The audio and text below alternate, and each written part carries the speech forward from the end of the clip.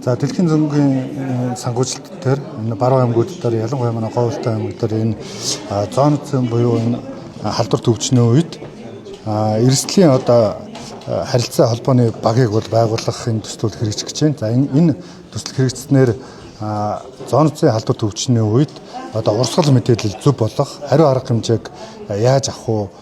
Тэрний одоо зөв одоо алгоритм зөв урсгалыг бий болох ийм ажил хийгдэх гэж байна. За энэний хүрээнд нэгдүгээрт бол энэ харилцаа холбооныхоо яг эрсдлийн энэ бага нэгдүгээрт үүсгэх нь.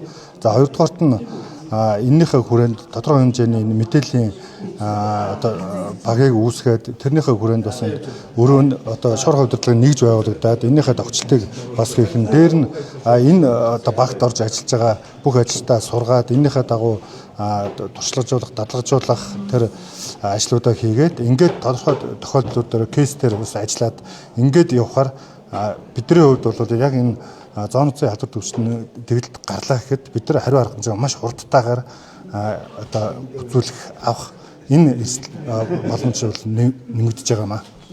За Говьлтай аймаг бол өөрөө энэ зооноцсон халдвар төвчний гарах нэлээд эрсдэлтэй өндөр одоо голомттой аймаг байдаг. За Таргун дахал байна. За одоо галзуу өвчин байна.